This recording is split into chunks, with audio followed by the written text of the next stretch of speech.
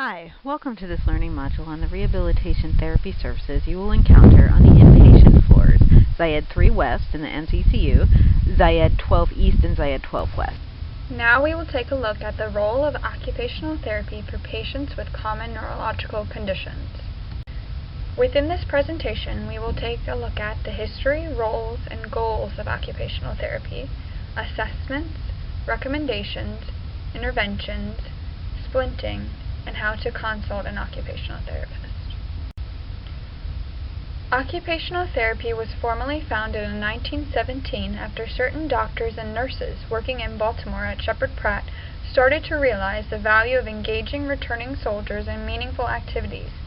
Participation in meaningful occupations helped to ease the physically and mentally compromised soldiers back into personal and community aspects of their lives. These early OTs recognized that engagement in day-to-day activities can restore meaning and purpose in someone's life. Adolph Meyer was one of the founding fathers of OT and worked right here at Johns Hopkins. Occupational therapy is a client-centered practice that focuses on providing therapy through meaningful occupations. When developing goals for treatment, the client is always involved and helps to direct care. The goal of occupational therapy is to maximize independence in activities of daily living, or ADLs, and instrumental activities of daily living, or IADLs. ADL tasks include grooming, bathing, dressing, toileting, functional mobility, eating, and sexual activity. IADL tasks include meal preparation, home management, medication management, driving, working, and caring for others. An occupational therapist examines the following areas in order to determine the most appropriate discharge recommendations. Each of these areas will be examined closer within this presentation. When evaluating a patient, we first gather information on their personal occupational profile, including their prior level of function, current functional limitations, home setup, available social support system, and any current adaptive equipment they own. This information is then utilized to develop appropriate goals and to establish safe discharge recommendations. After gathering background information on the patient, we then examine their current level of functioning within their upper and lower extremities. Occupational therapists examine range of motion, strength, coordination, skin integrity, tone, sensation, and edema in order to determine current deficits and the effect those deficits pose to the patient's ability to participate in activities of daily living and instrumental activities of daily living. Within the neuro population, the examination of cognition is especially important. Patients with cognitive deficits have reduced ability to engage in ADL and IADL tasks. When examining cognition, some of the questions that we ask include: are they able to maintain alertness, or are they lethargic? Are they oriented ×3? How many step commands can they follow?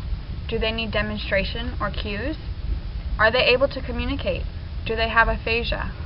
Sometimes it can be hard to assess and/or rule out cognitive deficits if a patient has a communication deficit, so the best way to assess these areas is often through participation in functional tasks.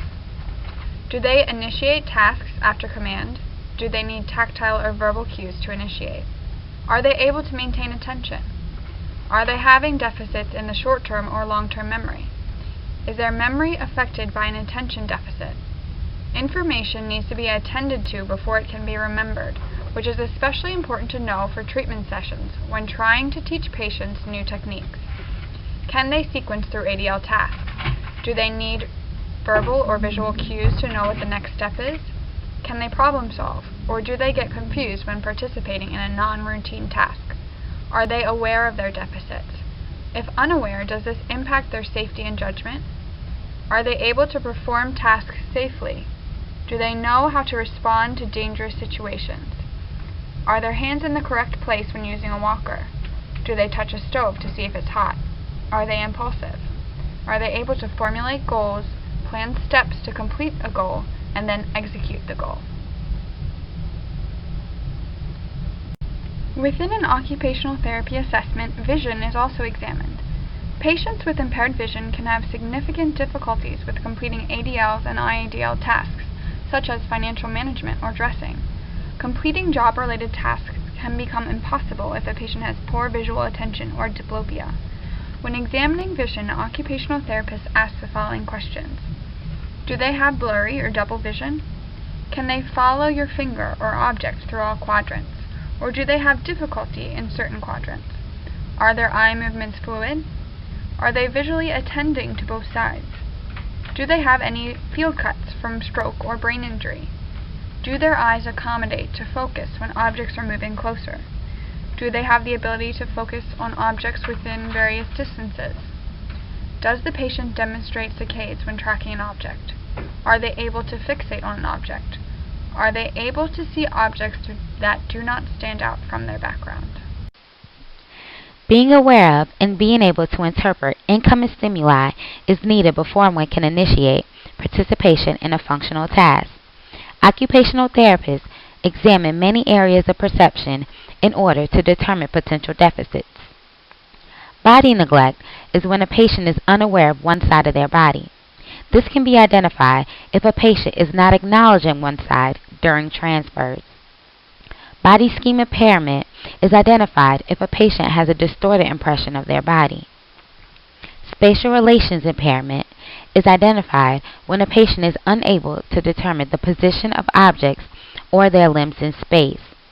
Apraxia is when a patient demonstrates a loss or ability to carry out purposeful movements despite having the desire and physical ability to perform that movement.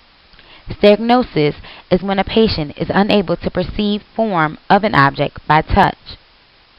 Proprioception impairment is when a patient is unable to determine where their body is in space. Agnosia is the loss of ability to recognize objects when that sense is not impaired. For example, a visual agnosia is the inability to recognize objects although vision is functionally intact. OT determines the patient's current ability to participate in the above ADL tasks and functional mobility after assessing upper and lower extremity function, vision, cognition, and perception. The occupational therapist determines appropriate discharge recommendations based on the functional limitations, baseline function, and home setup. The discharge recommendations include the following: acute inpatient rehab 3 hours a day, subacute inpatient rehab 2 hours a day, home therapy, outpatient therapy, including brain injury comprehensive rehabilitation and treatment services, driving evaluation, low vision clinic, and vision therapy. Also, full-time and part-time supervision for functional mobility, financial management, bathing, dressing, or medication management. The occupational therapist will begin interventions after assessing the patient's background information, determining the patient's current level of function, and setting client-centered goals. Occupational therapy interventions can include self-care and home management training, adaptive equipment training, cognitive retraining, therapeutic exercises, therapeutic activities, splinting, sensory integration, neuromuscular re-education, and visual perceptual training. Occupational therapists provide self-care and home management training both in patient's room and in the neurology rehab gym. Self-care tasks include grooming, bathing, and dressing, and home management tasks include cooking or cleaning. Additionally, OT provides cognitive retraining exercises which incorporate home care tasks such as financial management. Occupational therapists provide adaptive equipment in order to maximize independent engagement in ADL tasks. Devices pictured above include the universal cuff, a scoop plate, built-up utensils, rocket knife, leg lift, soap aid, 9-slip dysum, which is the blue matting. In addition, OTs issues reachers, sock aids, long-handle sponge, toileting aids, long-handle shoehorns, and other adaptive equipment.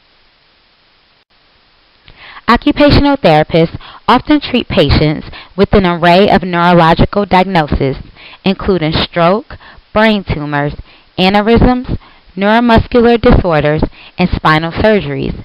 In addition, patients presenting with deficits such as altered mental status or impaired cognition, incoordination or weakness, increased tone, impaired mobility, or coma. Occupational therapists are also responsible for assessing patients for splints, such as helmets, resting hand splints, Prevlon and multi-PTOTST boots, and elbow extension splints, to name a few. When consulting occupational therapy, specifically for helmets, a consult must state OT for helmet, and patient should be appropriate for out-of-bed activities.